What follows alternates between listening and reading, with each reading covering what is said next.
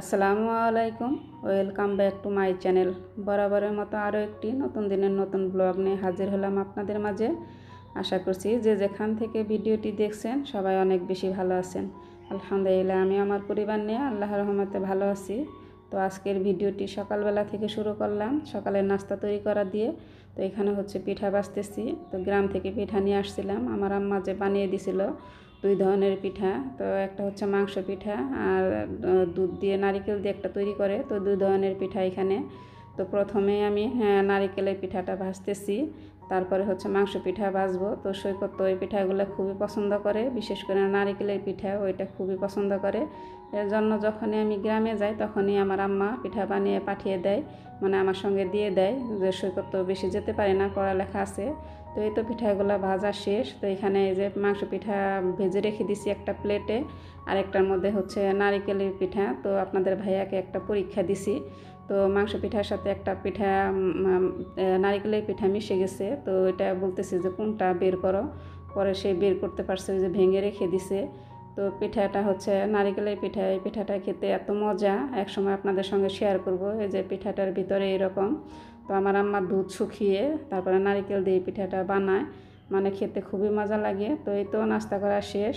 তো যে যার মতো চলে গেছে, যার যার মতো।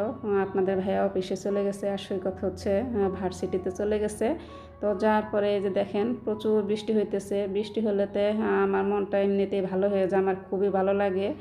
বৃষ্টি দেখতে আমি খুবই পছন্দ করি, বৃষ্টির সময়টা আমার কাছে খুব ভালো লাগে। তো এই তো নিচে দেখেন এই যে টিনের ঘরে মানুষজন থাকে, ওনাদের খুবই কষ্ট, বৃষ্টি হলে ওইখানে পানি জমে যায়। তো আপনাদের ভাইয়া বলে যে তোমার ভালো লাগে আর অন্য মানুষের কষ্ট। তো আমরা তো অফিসে যাই, তখন রাস্তায় পানি জমে যায়, যাওয়া চলাচল করা অনেক কষ্ট সব মানুষের।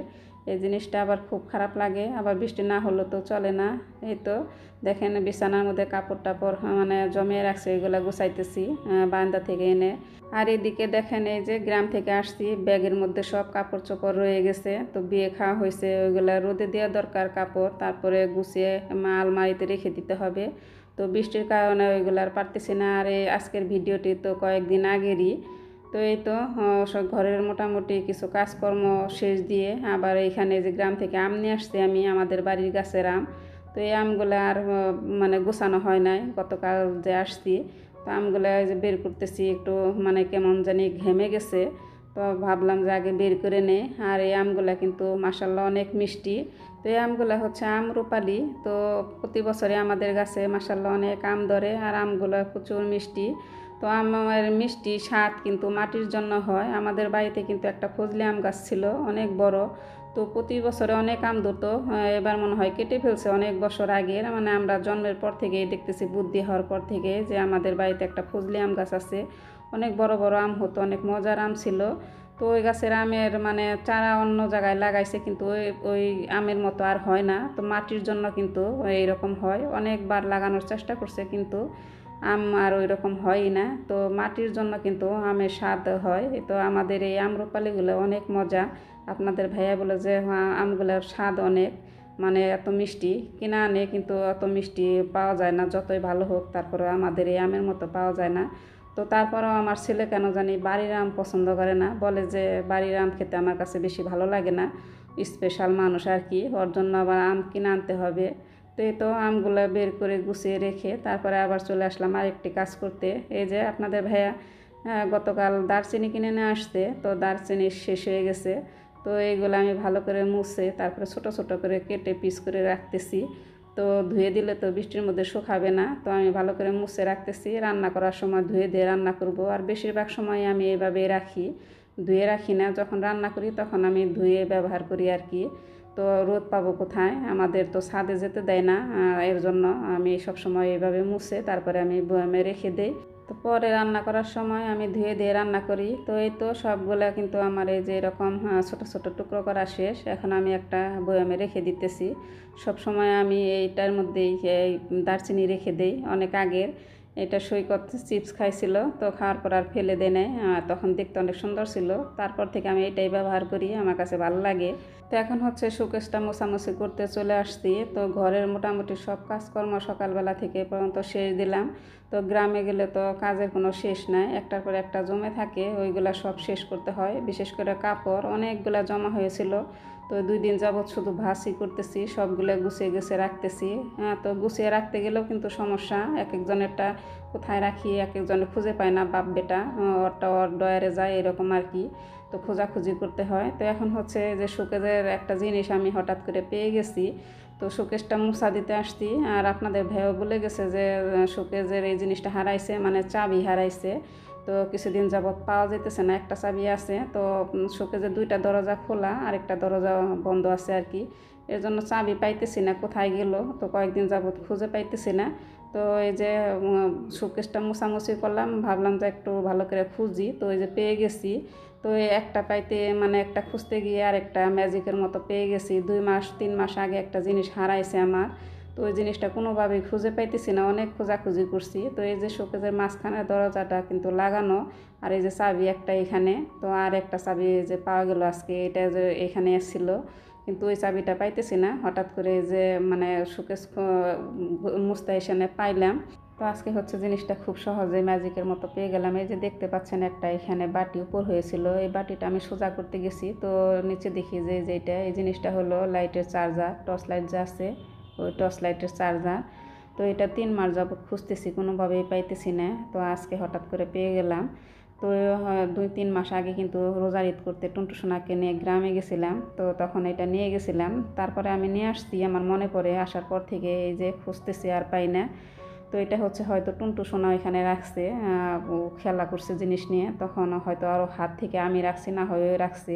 আর এই যে একটা চার্জার আমি গ্রাম থেকে নিয়ে আসছি আমাদের বাড়ি থেকে, আমার বাবার বাড়িতে। তো ওদের তো অনেক লাইট থাকে, বলছে যে একটা চার্জার দিয়ে দাও, তো চার্জারটা মিলতেছে না। তো হঠাৎ করেই পেয়ে গেছি, খুব ভালো লাগতেছে আজকে। তো আপনাদের ভাই বলতেছে যে আমি হারিয়ে ফেলছি, গ্রামে নিয়ে মানে নিয়ে আসি নাই। এই যে এই ছোট্ট একটা জিনিস হলে কি হবে, হয়তো চার্জার কিনে পাওয়া যাবে, আসলটা তো পাওয়া যাবে না। তো আজকে হঠাৎ করে পেয়ে গেলাম, তো গ্রামে গেলেই আমার লাগে। এই তো দুপুরের জন্য রান্না বান্না করার জন্য সব কিছু যে রেডি করে ফেলছি। আজকে শুটকি মাছ দিয়ে হচ্ছে মিষ্টি আলুর যে পাতা ওইগুলো রান্না করব। আজকে খুবই সিম্পল সাধারণ জিনিস রান্না করব। সাধারণ জিনিস রান্না করলে কিন্তু অসাধারণ লাগে, এইগুলোর মধ্যে কোনো ভেজাল নাই, সার নাই, বাড়ির জিনিস, খেতে এত মজা লাগছে বলে বোঝাতে পারবো না। তো একটা রান্না আজকে আপনাদের মাঝে শেয়ার করি। তো এখানে হচ্ছে আজকে আমি দুধ কচু দিয়ে চিংড়ি মাছ দিয়ে রান্না করব। তো প্রথমে দুধ কচু দিয়ে চিংড়ি মাছ দিয়ে রান্না করতেছি, পরে শাক রান্না করব। তো এখানে আমি পেঁয়াজ কাঁচামরিচ দিয়ে দিলাম, তারপরে যে আদা রসুন দিয়ে দিতেছি।